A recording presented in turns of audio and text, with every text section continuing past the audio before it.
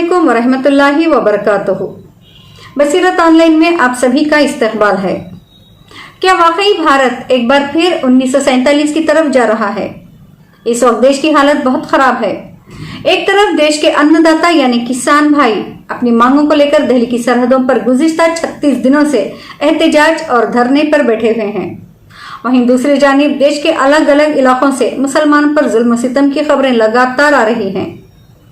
बाज इलाकों से तो किसी तरह ये खबरें निकलकर हमारे पास आ जा रही हैं और बाज इलाकों से इस तरह की खबरों को सेंसर कर दिया जा रहा है, इसे बाहर नहीं निकलने दिया जा रहा। ऐसे ही इलाकों में से एक कर्नाटका के दावणगेरे जिले का बाती है, जहां अभी साल के पहले दिन मुसलमानों पर जुल्म सितम का पहाड़ तोड़ा गया। बाती में एक बुजुर्ग चमन शाह का मजार है। वहां पर मुस्लिम नौजवानों को मारा पीटा गया, उन्हें जख्मी किया गया और जब एक मुस्लिम नौजवान ने इन वाकयात की वीडियो बनाने की कोशिश की तो पुलिस ने इसे पकड़ लिया और जबरदस्ती इसकी वीडियो डिलीट करा दी गई। इस मौके पर जब वहां के मुकामी लोगों से राब्ता करने की कोशिश की गई तो वहां इस कदर खौफ व हरास का माहौल था कि किसी से राब्ता तक नहीं हो सका। बड़ी मुश्किल से एक दो लोगों ने वॉइस मैसेज के जरिए अपनी मजलूमियत की दास्तान सुनाने की कोशिश की, जो कि यहाँ पेश की जा रही है। नाज़रीन इकराम, जैसा कि आप लोगों को याद ही होगा कि अभी चंद दिन कबल ही कर्नाटका के शहर शिमोगा में मुसलमानों पर जुल्म सितम के पहाड़ तोड़े गए। मामूली वाकये को बहाना बनाकर शहर में फसाद भड़काने की कोशिश की गई और खुद शहर के एमएलए एमपी की सरपरस्ती में मुसलमानों का नाहक खून बहाया गया। हद तो इस वक्त हो गई जब मुस्लिम नौजवानों को मारा पीटा गया, मुसलमानों को जख्मी किया गया, फिर मुकदमा भी मुसलमानों के खिलाफ ही किया गया और डरा धमकाकर मुसलमानों को ही अपने घरों में कैद रहने पर मजबूर भी किया गया। और बजरंग दल के जिस आतंकी ने शहर में ये आग लगाई थी, इसे वीआईपी बनाकर अस्पताल में रखा गया और शहर का एमएलए और एमपी इसकी मिजाज पुरसी के लिए अस्पताल पहुंचा। नाज़रीन इकराम, इसी तरह अभी 2-3 दिन कबल हमने मध्य प्रदेश के मनतसूर जिले, जी हाँ मनतसूर में राम मंदिर चंदा रैली के नाम पर मनतसूर के एक गांव में मुसलमानों के घरों पर जो हमला किया गया उसकी तमाम रिपोर्ट आपके आगे पेश की थी कि किस तरह से मस्जिदों की बेहुरमती की गई, मस्जिद के मीनारों को तोड़ने की कोशिश की गई, मुसलमानों के बाज घरों में आग लगा दी गई, इस्लाम और मुसलमानों के खिलाफ नारे लगाए गए। और हैरत की बात तो यह है कि इन सब की इत्तला मुकामी पुलिस को पहले से थी, बल्कि पुलिस वहां मौजूद थी, लेकिन पुलिस ने कोई एक्शन नहीं लिया। हिंदू दंगाइयों ने पुलिस की मौजूदगी में मस्जिद के मीनारों पर चढ़कर भगवा झंडे लगाए, जय श्री राम के नारों के साथ मस्जिदों और मुसलमानों के घरों पर हमले किए गए, लेकिन पुलिस खामोश तमाशाई बनी रही।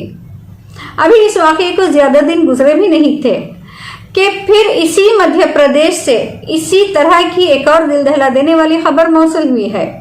अभी गुज़िश्ता वाकये के मुजरिमों को सजा भी नहीं मिली कि ठीक इसी मध्य प्रदेश में इसी तरह का एक दूसरा वाकया पेश आ गया।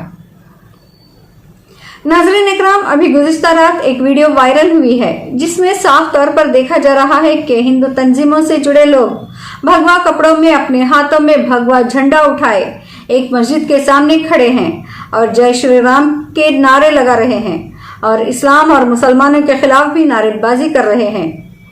वायरल वीडियो के मुताबिक मध्य प्रदेश के राजगढ़ जिले के जेरापुर का ये वाकया है। मस्जिद के बाहर राम भक्त एक बड़ी सी रैली निकाले हुए हैं और नफरत अंगेज नारेबाजी कर रहे हैं। ये हिंदू दहशतगर्द आतंक मचा रहे हैं और मस्जिद पर भगवा झंडा लहराने की कोशिश कर रहे हैं।